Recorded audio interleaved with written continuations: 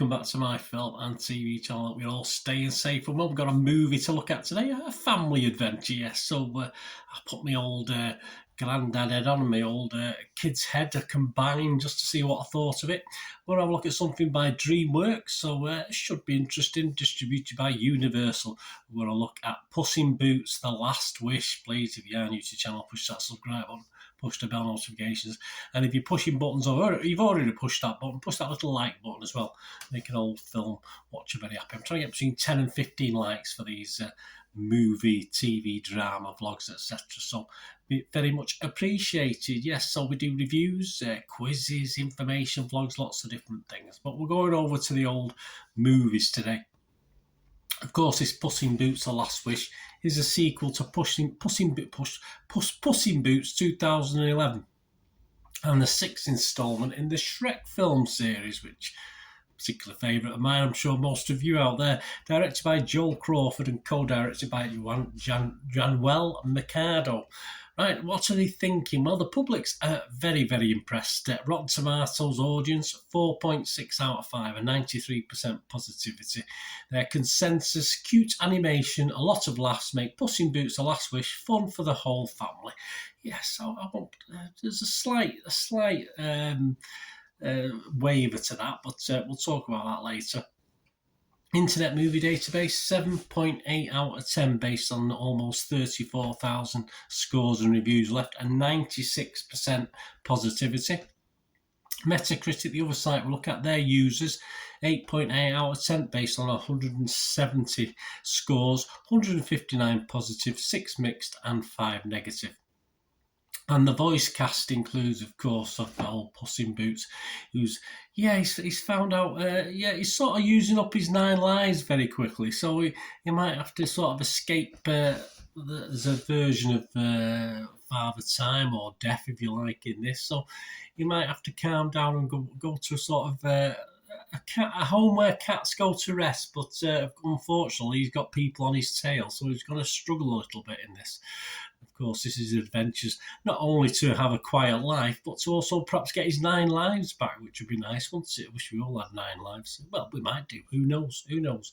And the voice cast includes Antonio Banderas, Salma Hayek, Pinalt, reprising their respective roles, and Kitty Softpaws are as titular character Kitty Softpaws, and they're joined by Harvey Guillén, Florence Pugh, Oliver Coleman, Ray Winston, Samson Cahill, John Mulaney, Wagner Moura, Davine Joy Randolph, and Anthony Mendez, who voiced new characters introduced in the film. So lots of new ones in this as well. Some old favourites and some new ones, and plenty of nursery rhymes. And it's set, of course, after Shrek Forever. And it follows Puss as he goes on a journey to find the mystical last wish for the wishing star by teaming up with his friends old Kitty and Perito to restore a new character, to restore 8 of his 9 lives. Yes, he's not greedy. He doesn't want another 9. He'll just restore 8 because obviously he's into his last one. He lost this while escaping fellow outlaws Goldilocks and Big Jack Horner. Yes, a lot of nursery rhyme characters coming into this. So other people are trying to reach this wishing star as well for various reasons. And that horrible hooded wolf is hunting him down. The big bad wolf is after him. And this was theatrical release in the US on December the 21st, 2022, and should be in UK cinemas very, very soon as I'm recording this. It grossed over 250 million on a production budget of 90 million, so it's on its way to make to at least break even. They usually have to triple the budget, I think, that the actual to actually start making a profit. Rotten Tomatoes, we've heard from the audience, we've heard from Joe Public on Internet Movie Database. What about the critics? Well, they're equally as impressed as the public. 96% of 139 critics on Rotten Tomatoes gave it an average of 7.6 out of 10. 133 fresh and just a horrible 6 rotten. Yes, boo. The website's consensus, arriving more than a decade after the previous instalment, the smart, sweet and funny Puss in Boots, The Last Wish, proves some franchises only get better with age. Well, we have been waiting a long time. We've plenty of time to get bored, haven't we?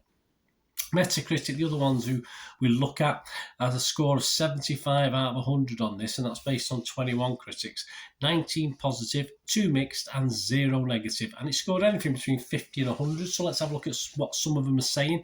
Screen Daily's Tim Grayson gave it the lowest mark, 50, said, although this action-adventure moves briskly enough, audiences may ultimately crave a film whose storytelling is as inventive as the vibrant images that splash across the screen. But you've got to keep the young kids happy, haven't you? But as PUSS will learn, some wishes don't come true. So not overly impressed. But the Austin Chronicle gave this 75 out of 100 and said kids are going to love it because it's fun and they'll be able to spot the different nursery rhyme characters. This adult loved it because it's funny as hell and performances were great across the board. I agree with the performance. I didn't think it was dead funny as an adult. It was okay. It had its moments, as you'd expect from Puss in Boots, but yeah, not as funny as perhaps I'd hoped.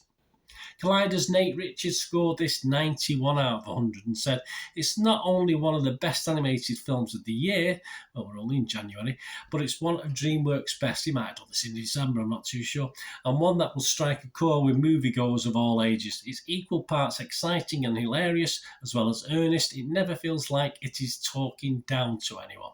No. Okay, for my little two-penny worth, not a lot for me to add to those critics there and little comments I have made as I've been going through this.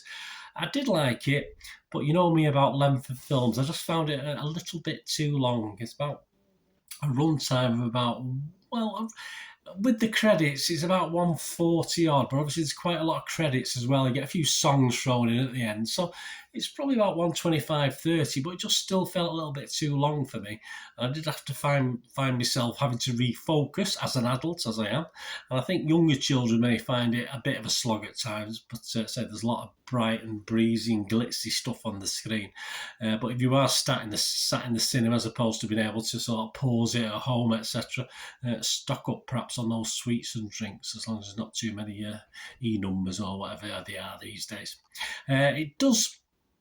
One thing it does do, though, to try and fill that time is throw a lot of little adventures and subplots at you. Yeah, it's not just let's go on an adventure and do it. There's like little bits and pieces in between it as well, and different characters, some new characters and some interesting characters, and one or two that are quite invested in and quite liked by the end of it, even though I didn't quite like them first of all. Superbly put together, as I said, bright, brash, bold, good fun, to sort of keep the younger kids entertained on the big screen, certainly, but just be careful of the length, as I said before, just because the little younger kids might wonder, well, even adults might wonder. So I did have to refocus occasionally, even I struggled concentrating on it for the full runtime.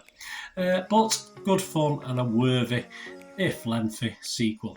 Thanks for watching, guys. Let me know what you think. It'd be great to hear from you. Until we meet again, just one thing, don't we? Please stay safe, everyone. Bye for now.